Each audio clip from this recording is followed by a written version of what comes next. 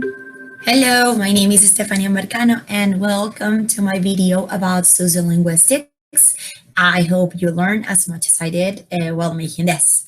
So, let's start.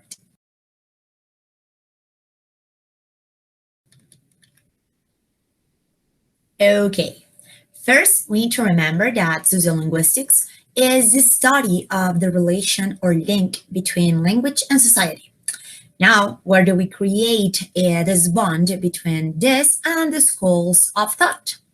It's easy to understand, I think, because while structuralism and narrativism did not focus on the relation between language and a person's culture or maybe context, functionalism did.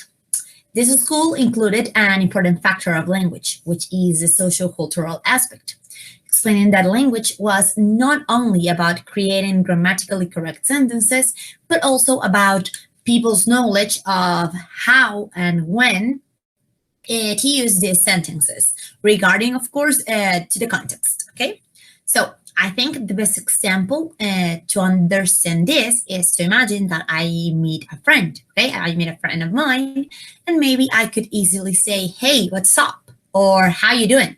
However, if I see my boss, I would choose different words and maybe a different intonation, such as "Hello, good morning, how are you?"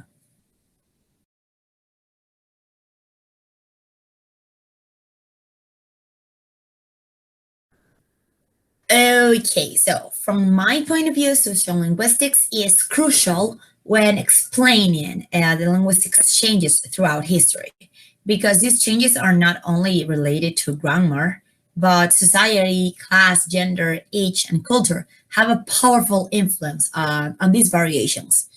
Every language changes across space, time, and social groups. And if we actually focus on Spanish, for instance, we can see how for centuries people could say todos or maybe amigos or compañeros when referring to a group of both men and women. But nowadays, we see how people feel attacked or insulted by this, and they try to impose the use of the letter E, which is E in Spanish, at the end of plural words. So one gender has no more power than the other.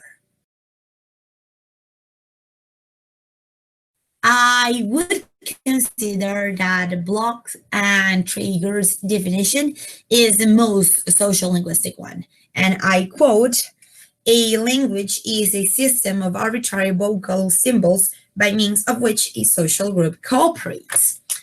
Uh, I think the keywords here are of which a social group cooperates, because we can see how they wanted to emphasize what a language is, and that it's actually a system of communication that is related to social cultural aspects.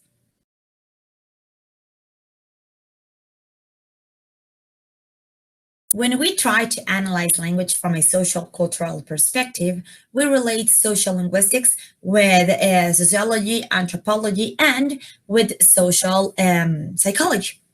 With the first one, we investigate the role language plays in the organization of social groups or in institutions. For instance, the importance of formal or professional English in a UN meeting. With anthropology, we focus and we analyze language and culture. For example, when we compare how a Colombian person speaks and how a Venezuelan person speaks, we will see some differences and some similarities, even though their countries are so close to each other. And these variants will be related to culture. And last but not least, when relating it to social psychology, we actually focus on the attitudes, perceptions, and behaviors that are expressed in a group of people.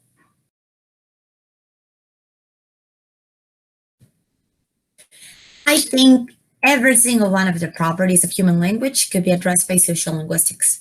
For instance, if we talk about duality and productivity, we see that language is infinite, and if humans need new words, they can create them by joining different sounds. Cultural transmissions, on the other hand, plays an important role when acquiring a new language. And arbitrariness shows us that depending on the culture or maybe class, a word and its meaning could be completely different because there is no connection between a linguistic form and its particular meaning. For instance, the word pitillo that has a different meaning across Latin America. Well, I think that in this case, the most suitable definition of language would be a language as a system of communication used by a particular country or community, because it focuses on the variations that are given to this form of communication by its users regarding social and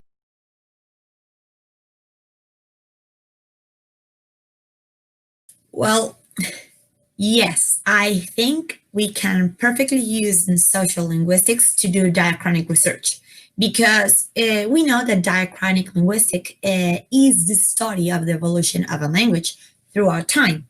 And of course, this evolution or changes are completely related to the social cultural aspects of languages. For example, for my grandmother, who was born in the 40s, the words mouse, virus, and web could be related to an animal, an infectious agent, and an ant.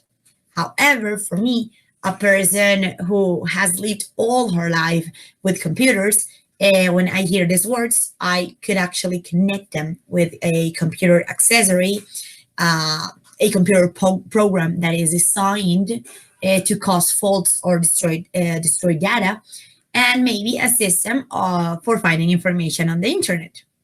Mouse, virus, and web. So we can see how the meanings of these words were modified throughout time.